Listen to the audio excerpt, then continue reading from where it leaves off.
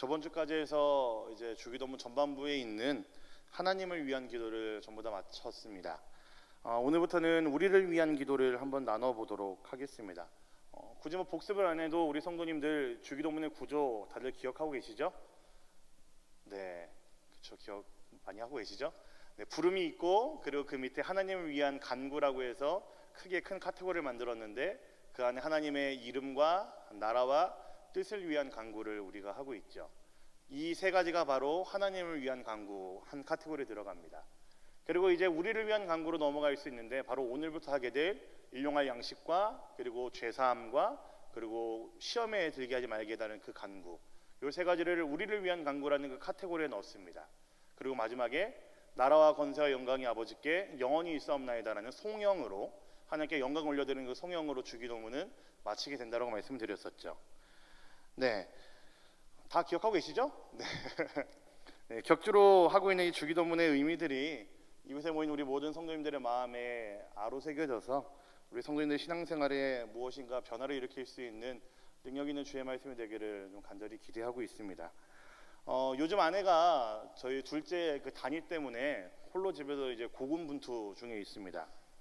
이제 유리는 5살이 됐습니다. 벌써 2돌 지나서 저희 교회 왔는데 벌써 5살이 돼버렸어요. 이제 이 녀석은 다 커가지고 뭐 굳이 더 이상 부모의 손이 가지 않는 그런 아이가 돼버렸습니다. 물론 이건 조금 과장이고요. 어쨌든 뭐 굳이 뭐 하나하나 다 챙겨주지 않아도 자기 혼자서 화장실도 가고 또 잘 닦고 나오고 뭐 손도 잘 씻고 밥도 혼자 먹을 수 있는 그런 아이가 됐습니다. 근데 이제 둘째 녀석은 이제 10개월 이제 차에 들었기 때문에 할 줄 아는 것이 아무것도 없습니다. 그나마 이제 걸음마를 이제 막 시작을 해서 여기저기 좀 아장아장 걸어다니면서 바닥에 떨어진 것들을 좀 주워 먹기 시작했습니다. 그래서 바닥에 떨어진 뭐 밥풀이라든지 과자 부스러기를 아주 그냥 잽싸게 와갖고 주워 먹고 하는 그런 일들을 이제 이 녀석이 하기 시작했습니다. 그런데 다들 잘 아시는 것처럼 아무리 주워 먹는다 해도 이제 바닥에 떨어진 밥풀떼기를 아무리 주워 먹는다 그래도 그것이 배가 부를 정도의 양은 아닐 것입니다. 당연히 배가 고프면은 이 녀석은 이제 자기가 있으면 최선을 다해서 이제 울기 시작합니다. 빽빽거리고 울기 시작하고요. 또 이 녀석이 얼마나 처량하게 우는지 그냥 그 울음소리를 들으면은 정말 밥이라도 정말 꼭 한번 떠먹여줘야 되겠다는 생각이 들 정도로 굉장히 처량하게 울기 시작합니다. 그러면 저나 아내는 이제 그 소리를 듣고 이제 찾아가서 녀석을 안아주고 이제 달래주면서 이제 밥 먹일 준비를 하고 혹은 이제 아내는 이제 아이를 데리고 수유를 하거나 그렇게 밥을 먹입니다. 왜 제가 설교에 처음부터 이런 이야기를 하는지 혹시 알고 계십니까? 오늘 우리가 살펴볼 오늘 우리에게 일용할 양식을 주옵소서라는 이 간구가 바로 딱 이런 느낌입니다. 물론 이제 아이처럼 어린아이처럼 땡깡을 부리는 것은 아니지만 우리는 하나님께 배고파요, 밥 주세요, 살려주세요라는 간구를 외칠 수 있는 존재라는 것을 우리 예수님께서는 주기도문을 통해서 우리에게 알려주고 계십니다. 오늘 네 번째 간구인 오늘 우리에게 일용할 양식을 주시옵고에 대해서 우리 함께 살펴보려고 합니다. 일단 이 네 번째 간구를 구성하고 있는 단어들의 뜻을 좀 함께 알아볼 필요가 있습니다. 예수님께서는 그냥 뭐 밥이 아니고요, 일용할 양식이라고 예수님께서 말씀을 하셨죠. 여기서 말하는 양식이 무슨 뜻일까요? 혹시 성도님들 알고 계십니까? 양식? 제가 전에 청년들이랑 이 주기도문을 가지고 함께 나눈 적이 있었는데 그때 한 청년이 제가 양식이 무엇일까 이 질문을 똑같이 했더니 이 녀석이 그러더라고요. 외국인이 먹는 거요 그러더라고요. 네, 한국인이 먹는 거는 뭐라고 그러죠? 한식이라고 그러고 중국인이 먹는 건 중식이라고 그러잖아요. 양식이 무엇일까요? 그랬더니 청년 중에 한 명이 외국인이 먹는 거요 그러더라고요. 네, 정말 기발한 생각을 했기 때문에 제가 그 녀석한테 천재라고 얘기를 했었습니다. 네, 아무리 그래도 우리 성도님들 양식을 그렇게 생각하시면 안 됩니다. 여기서 말하는 양식은요, 헬라어로 알토스라고 하는데요, 이것은 바로 정말 단어 그대로 빵이라는 단어입니다. 빵, 우리가 먹는 빵 있죠. 네, 왜 빵이라고 하냐면은 이때 당시 이스라엘 백성들의 주식은 바로 빵이었기 때문에 여기서 쓰이는 양식이라는 단어가 바로 빵이라는 단어로 사용되었습니다. 우리의 정서로 바꿔보자면 빵이 아니라 뭐 밥이라고 해도 그렇게 크게 무리는 없을 것 같습니다. 따라서 설교에 처음에 말씀드린 것처럼 네 번째 간구는 쉽게 말하자면은 우리가 하나님께 일용할 양식을 주시옵고라고 기도는 했지만, 멋있게 기도는 했지만 정말 쉽게 순화해서 말하자면요, 밥 주세요라는 기도와 똑같습니다. 하나님 우리에게 밥 주세요, 하나님 우리 배부르게 해주세요라는 이 뜻입니다. 그렇다면 질문이 하나 생기죠. 왜 우리는 하나님께 밥 주세요라는 기도를 해야 되겠습니까?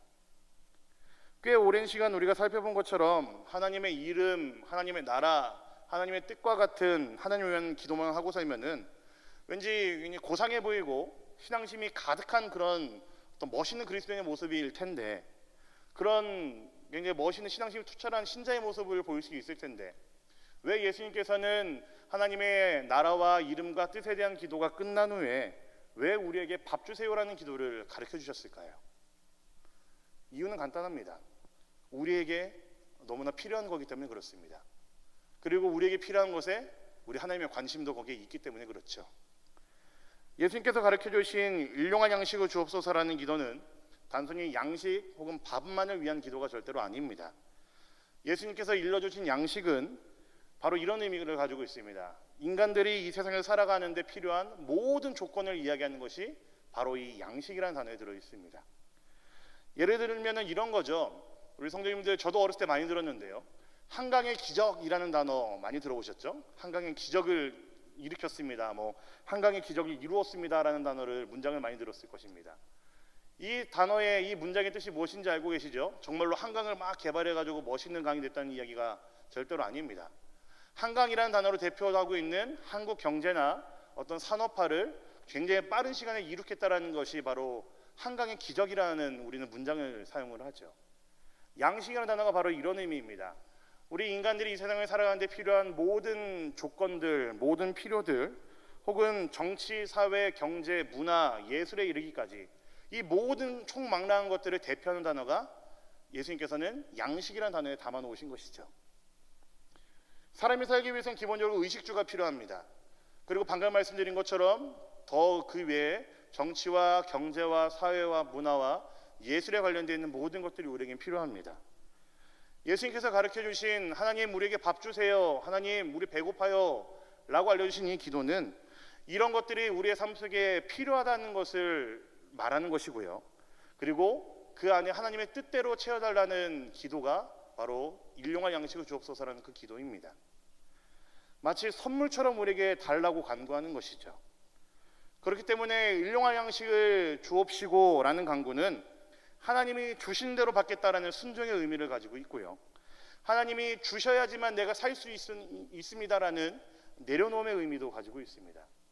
그냥 단순히 우리의 배를 배불리 먹게 해주세요, 우리가 배 빵빵하게 해주세요라는 그 정도 수준이 아니고, 우리 모든 인생들의 삶의 전반에 관련된 것들, 우리 인생의 처음과 끝에 관련된 것들, 그 모든 시간들에 관련된 것들을 이야기하는 것이 바로 양식이라는 단어에 들어있다는 이야기입니다.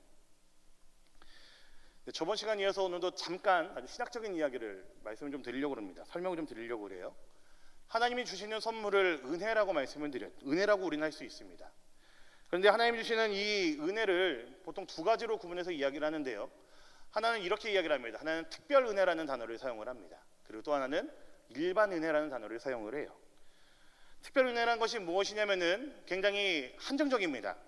하나님께서 예수님을 믿는 자들에게 주시는 구원에 관련된 선물들을 특별 은혜라고 이야기를 합니다. 그리고 일반 은혜는요, 아마 이 설명까지 들으시면 구분이 확실해지실 것입니다. 일반 은혜는요, 이 세상에 태어난 모든 사람들, 존재하고 있는 모든 사람들에게 예수를 믿든지 아니 믿든지 관련 없이, 상관없이 이 세상에서 살 수 있도록 만들어주시는 하나님의 모든 창조의 선물들을 일반 은혜라고 이야기를 합니다. 그렇다면 방금까지 제가 말씀드린 우리에게 필요한 의식주를 비롯한 우리의 삶에 필요했던 정치, 경제, 사회, 예술들은 특별 은혜일까요? 아니면 일반 은혜일까요? 예, 일반 은혜입니다. 일반 은혜에 대한 강구를 하고 있는 것입니다. 우리는 하나님께서 주시는 이 일반 은혜가 없이는 살 수가 없는 자들이라는 이야기이죠. 우리는 하나님께서 우리의 삶 속에 부어주시는 창조의 선물들이 없으면 살 수가 없는 자들이라는 고백입니다. 세상에 있는 그 누구도 마찬가지입니다. 대통령이어도 이 일반 은혜가 필요합니다. 혹은 이제 노숙자들이라고 할지라도 그들에게는 더욱더 필요하겠죠.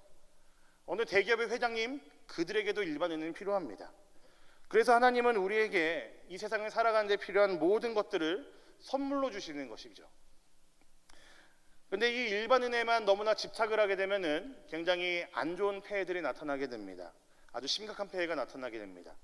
하나님이 주시는 것, 하나님의 뜻대로 받는 것보다 나의 것, 내가 갖고 있을 수 있는 것, 내가 누릴 수 있는 것들에만 집중을 하게 됩니다. 건강, 부자, 성공 이런 것들을 나의 삶의 목표로 삼고 내가 그것만 맹렬히 쫓아서 살게 되는 그런 폐해를 우리가 낳을 수도 있죠. 한마디로 물질주의나 세속주의로 빠질 수밖에 없다라는 이야기입니다. 더 말하자면 쾌락주의로 빠질 수밖에 없다는 이야기죠. 내가 누릴 수 있는 것들을 계속 누리길 원하게 될 테고 내가 가져야 될 것들을 더 갖기를 원하게 될 테고 우리는 여기에 집중하게 되면은 빠질 수밖에 없습니다. 또 그와 반대된 극단도 있습니다. 많은 분들이 기독교를 오해하시는 것이 있는데 우리 기독교는 절대로 고행이나 금욕을 강조하는 종교가 절대로 아닙니다.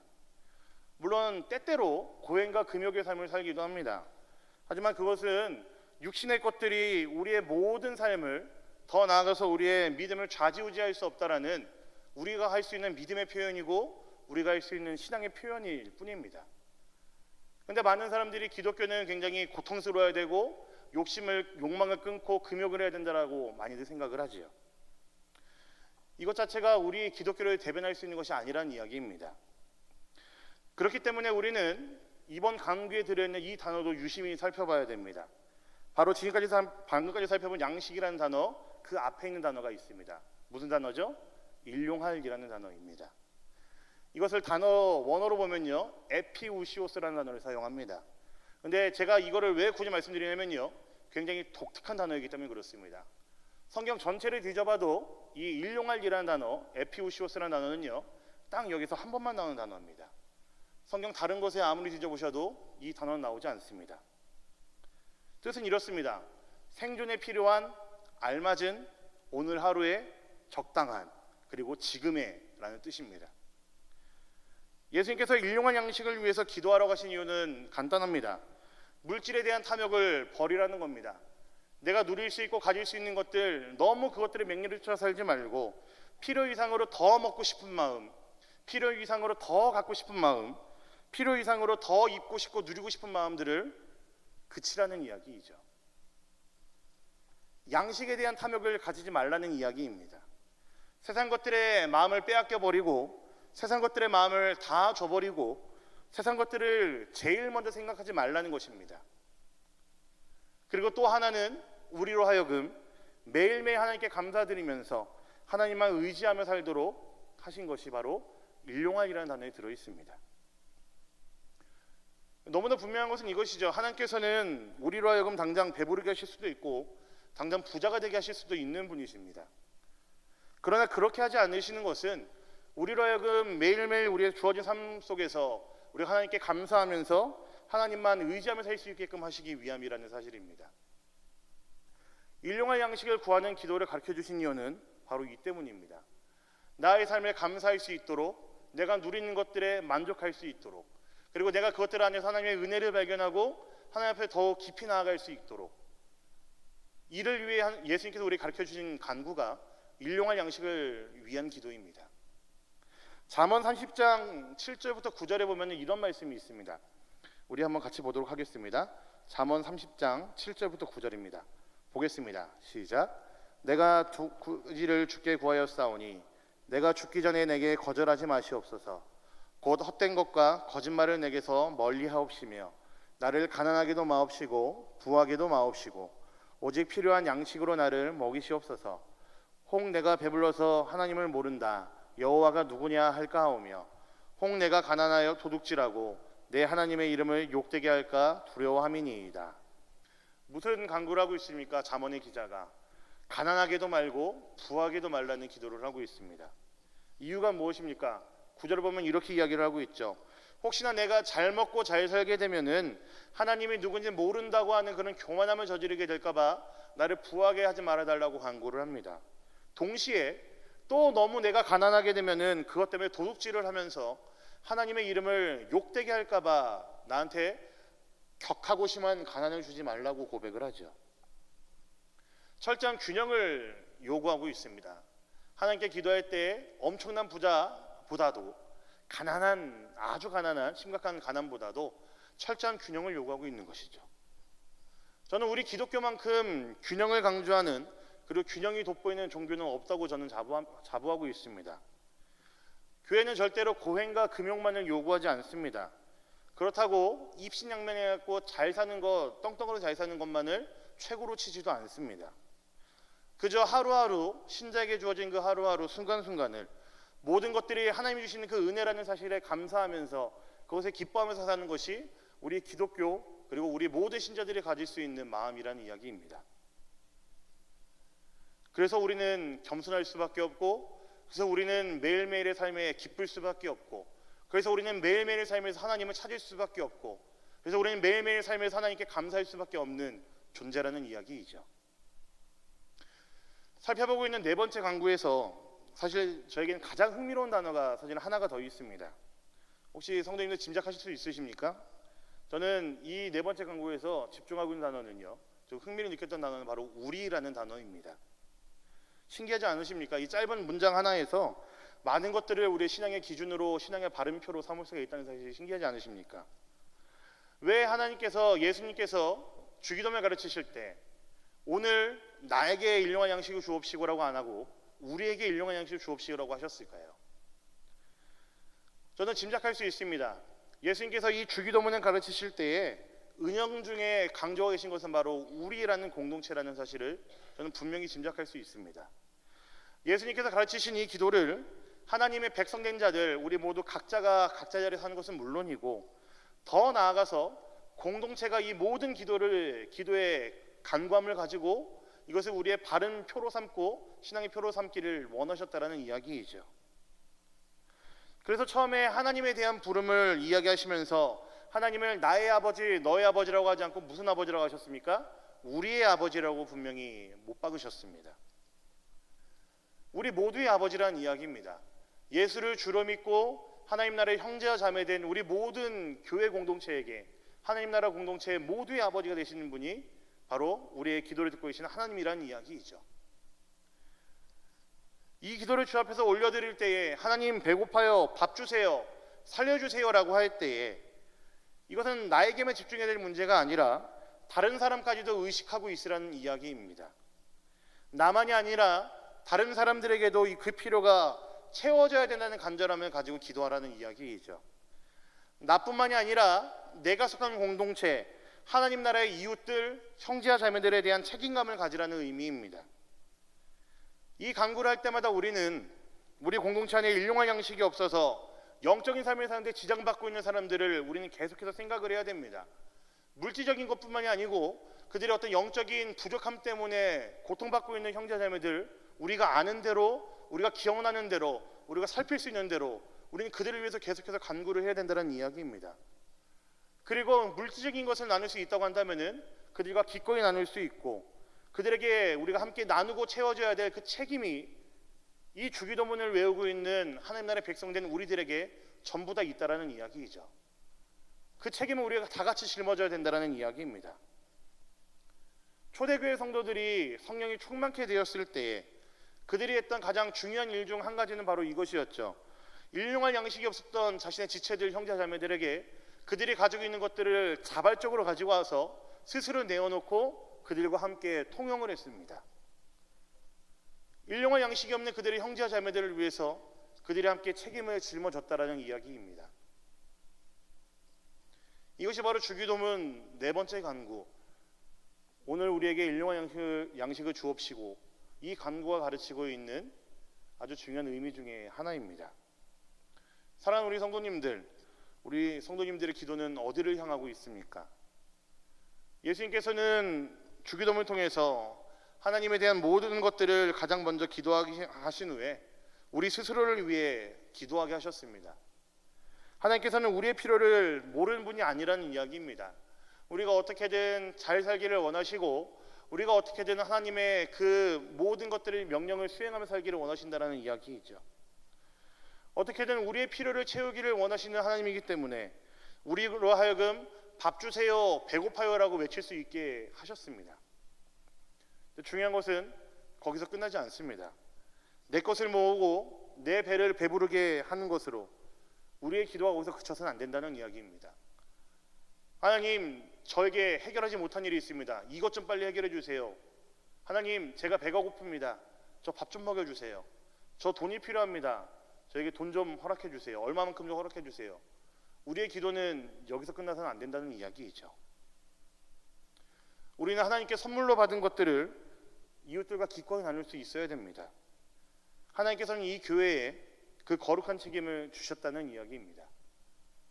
우리가 갖고 있는 것들을 나눔으로써, 그들이 갖고 있는 영혼의 짐을 우리가 함께 짊어짐으로써, 그들의 심령이 상처를 받았다고 한다면은 우리가 어떻게 해서든지 그 마음을 위로해주고 보듬어주고 함께하기를 원하심으로써 이 교회 모두에게 그 거룩한 책임을 짊어주셨다는 이야기죠. 마무리를 하겠습니다. 하나님께서 우리에게 주시는 선물인 양식은 분명히 오늘을 위한 것입니다. 우리의 영혼을 위한 것이 아니고요, 우리의 오늘 하루, 우리의 매일을 위한 것입니다. 영혼을 위한 것이 아니라는 이야기가 무슨 뜻이겠습니까? 우리가 매일매일 하나님께서 공급해 주시는 그 은혜로 살 수밖에 없는 자라는 이야기입니다. 우리 힘대로 사는 것처럼 보이나 사실은 이 기도를 우리가 할 수 있는 자들이고 해야 되는 자들이라고 한다면 우리는 하나님의 은혜로밖에 살 수 없는 자라고 우리는 반드시 고백할 수밖에 없습니다. 하나님이 주시는 이 일용할 양식을 우리가 바르게 생각할 수 있다면 우리는 더 무엇인가를 지려고 노력하지도 더 누리고자 애를 쓰지도 않습니다. 우리는 그저 하나님이 공급해 주시는 그 매일매일의 은혜로만 살 수 있기 때문에 그렇습니다. 아마 예수님의 큰 그림이라고 생각을 합니다. 그렇기 때문에 일용할 양식, 죄사함, 구원에 대한 강구 등 우리를 위한 강구조차도 실상은 하나님을 위한 강구에 전 들어간다고 생각을 합니다. 사랑하는 우리 영동중학교의 성도님들, 우리에게 허락하실, 그리고 우리에게 허락하신 그 일용할 양식을 위해 바르게 기도하시기 바랍니다. 우리의 먹을 것을 달라는 기도이지만 우리가 하나님의 은혜가 아니면은 단 하루도 살 수 없는 자라는 사실을 깨닫고 하나님의 은혜를 겸손히 구하며 나아가는 우리 모두가 되기를 간절히 소망합니다. 또한 이 기도가 우리에게 책임을 지워줘서 우리 이웃의 연약함을, 우리 형제와 자매의 연약함을 생각하면서 그들의 필요를 채워줄 수 있는 데까지 나아갈 수 있기를 간절히 소망합니다. 오늘 우리에게 일용할 양식을 주옵소서. 이 기도를 바르게 하는 우리 모두가 될 수 있기를 우리 주님의 이름으로 간절히 부탁드리겠습니다. 아멘.